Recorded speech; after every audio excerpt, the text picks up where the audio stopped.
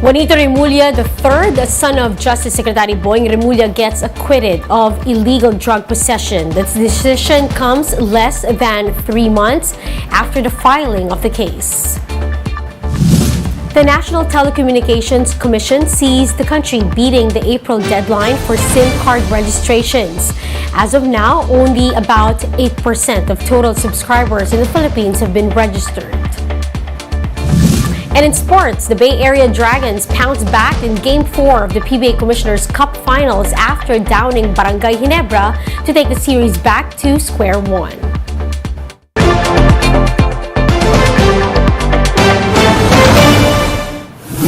Fast, focused, and fearless. Here's everything you need to know to jumpstart your weekend. I'm Riza Diaz. We begin today's newscast with the acquittal of Justice Secretary Boying Remulla's son, a mere 3 months after illegal drug possession charges were filed against him. Marian Enriquez has the report. Nakausap mo na ba father mo? Si Attorney Pearl na. Si Attorney Pearl. It was past 1 on Friday afternoon when Juanito Mulia III, son of Justice Secretary Boying Remulla, got out of his detention cell. The younger Remulla had been acquitted of illegal drug possession by the Las Piñas Regional Trial Court. Juanito declined to be interviewed, but his spokesperson, Attorney Perlito Campanilla, said they are happy with the court's decision. Today is a day of celebration. He is not unaware that he will have to struggle to win back his reputation and good name. Back in October, Juanito was arrested during a controlled delivery operation in Talon 2, Las Piñas. He received 2 packets believed to be kush or high-grade marijuana amounting to 1.3 million pesos.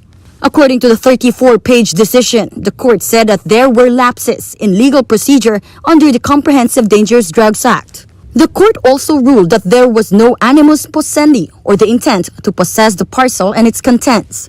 It says that in a controlled delivery, the mere designation as the consignee is not enough to show that the recipient is doing an unlawful act. The court also cited that the identity of the dangerous drugs was not established beyond doubt. With that 2 substantive matter, the court declared that the accused is innocent beyond reasonable doubt. Remulla's camp also raised that the incident was a possible frame-up. What is on trial here is not only Joey Remulla, but actually the delivery service of the courier system na pwedeng abusuhin at para i-frame up ang isang inosenteng tao. Remulla's acquittal, however, did not sit well with some government critics. Bayan Muna Executive Vice President Carlos Zarate said, "Sana all." He hopes that all other long-pending cases, especially with poor families or victims, are as expeditiously decided like that of Remulla III. Liberal Party President and Albay Representative Edsel Lagman, meanwhile, compared the swift exoneration of Remulla III to Senator Laila de Lima, which he described as stranded in the dark tunnel of injustice. Secretary Remulla, meanwhile, said he has still not spoken to his son, but is very relieved and happy with the result. He also clarified that he has nothing to do with the decision. I did not interfere in any way with the process. I trusted the process. And I wish my son further redemption in the future. He has to make something out of his life, something better than what happened to him. As for the PIDEA, it said that it will carefully study the reasons behind the acquittal and exercise due diligence in the conduct of future similar operations. Remulla III, meanwhile, still faces a separate complaint for drug importation and violation of customs law before the Pasay City Prosecutor's Office. For News 5, Marian Enriquez, we are One News. President Bongbong Marcos confirms that he ordered the resignation call among top PNP officials. During his inspection of the NAIA on Friday, the president said that his administration had been planning this move for a long time. President Marcos explained that this is his administration's different approach to fighting illegal drugs. High-ranking PNP officials have been asked to tender courtesy resignations as part of efforts to purge narco cops off the police force. We are just cleansing the ranks. and trying to see that yung mga opisyal na natitira sa atin, maaasahan natin. Nagtatrabaho para sa gobyerno, hindi nagtatrabaho para sa ibang sindikato. In other news, the health department says that remaining COVID-19 vaccines can still be used despite the lapse of the COVID-19 state of the calamity. The DOH earlier sought the extension of the state of calamity, saying vaccination programs may be affected. The declaration expired last December 31st. In a press briefing, DOH officer in charge, Maria Rosario Vergere, announced that the Philippines still has some 70 million jabs in warehouses.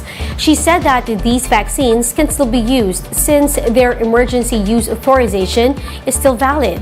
If needed, the agency can also procure additional vaccines through the Government Procurement Reform Act. We'll be back with more stories after the break. Keep it here on One News.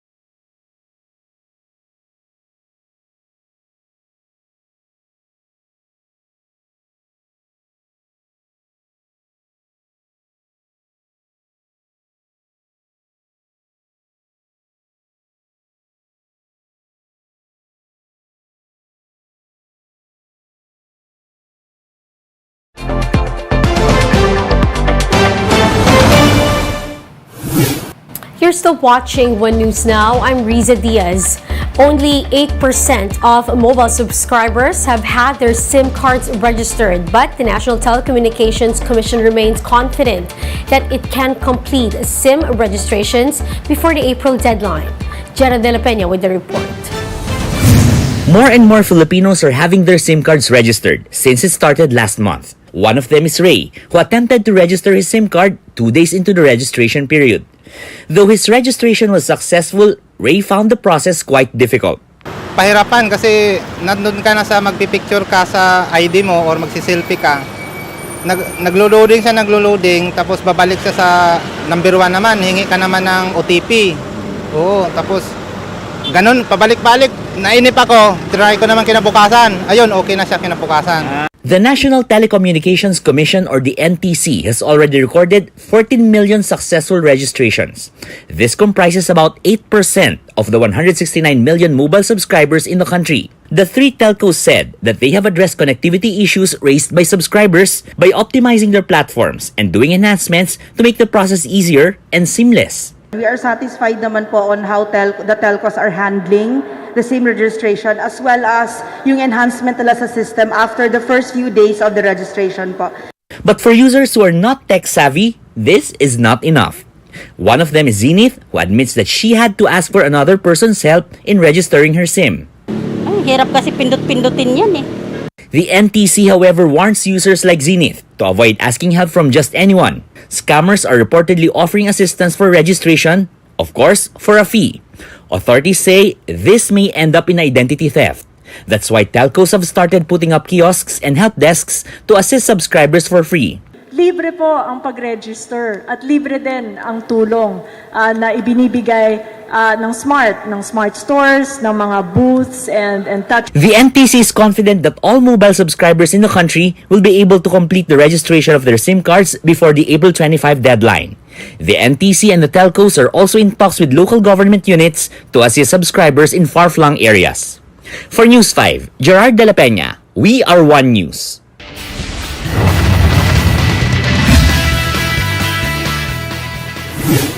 The PBA Commissioner's Cup Finals is now back to square one after visiting Team Bay Area Dragons caught up with the Gin Kings in Game 4. Despite not having import Andrew Nicholson on the court, the foreign team stunned Ginebra 94-86 on Friday. Ginebra started the game with a single-digit lead, which fizzled out by the end of third quarter. Dragons' Kobe Lamb showed his stamina, scoring 30 points in his 48 minutes in the game.